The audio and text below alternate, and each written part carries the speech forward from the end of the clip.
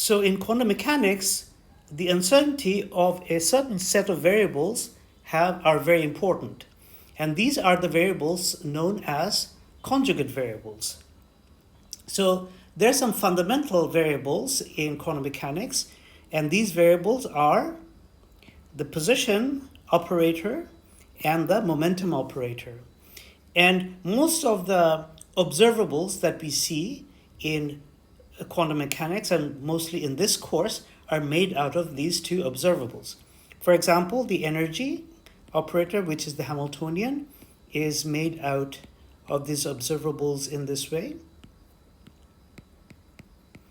And for example, in a few lectures, we will see another observable, which is known as the angular momentum, and that's a vector observable, so it has three components, and that'll be given by x cross p, where these are vector observables. So observables in general don't commute with each other. That is, if A and B are two observables, and you define the commutator of A and B in this way, where A times B is minus B times A. In general, observables don't commute with each other, meaning that the commutator is not zero. Now, like the classical Hamiltonian formulation of classical mechanics, the observables x and p form a pair of conjugate variables. So x and p are called conjugate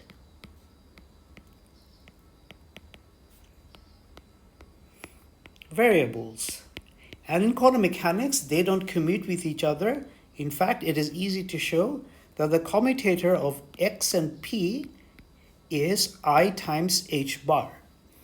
And if I look at, say, the commutator of three-dimensional position operator and the three-dimensional momentum operator, then it'll be given by, if this is, say, the ith component and this is the jth component, then this will be given by I times h delta ij. So let's show this commutation relationship. Let's prove it. And these commutation relationships are known as the fundamental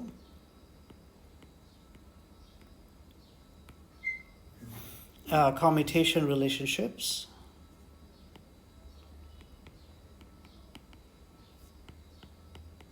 They're also known as the canonical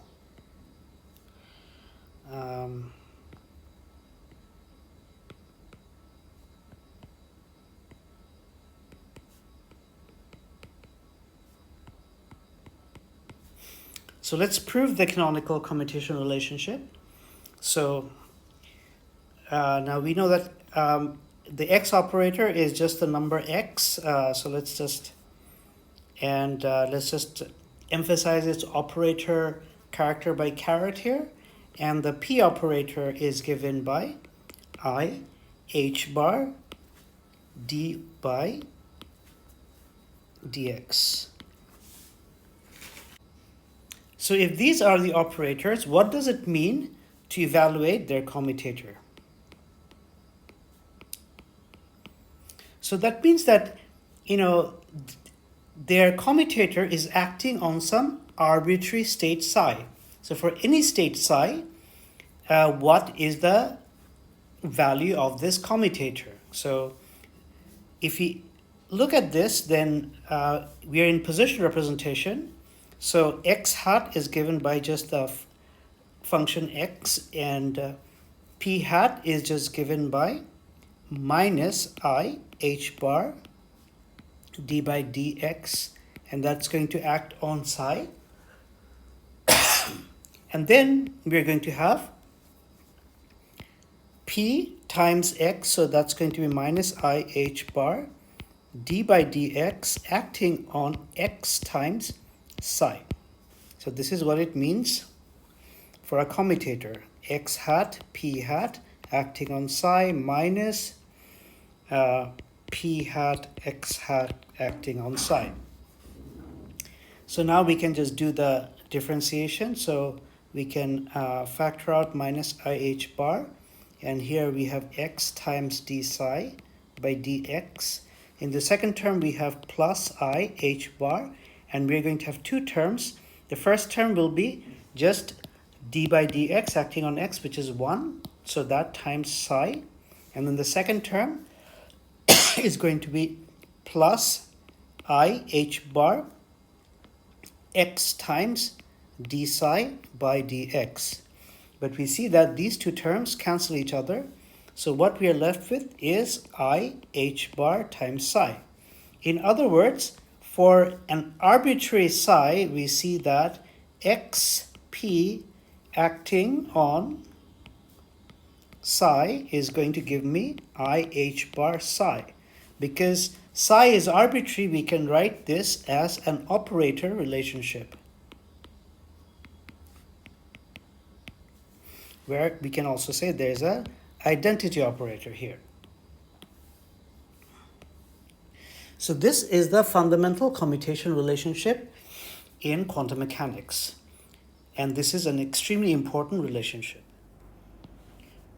So an important question to figure out is, what are the commutators with x with itself and p with itself? And also, if we are in more than one dimension, if we are, say, in 3 dimension, what is the commutator between x and p when they are in different directions? So any operator commutes with itself, because this is just x squared minus x squared. So this is 0. Similarly, this is 0.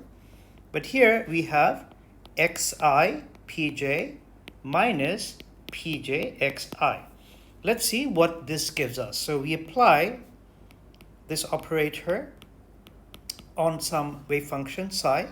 Now the wave function is a function of the 3 variables x1, x2, x3, and t. So these are x, y, z. So now if I compute this, then I see that it's xi and pj is going to be minus I h bar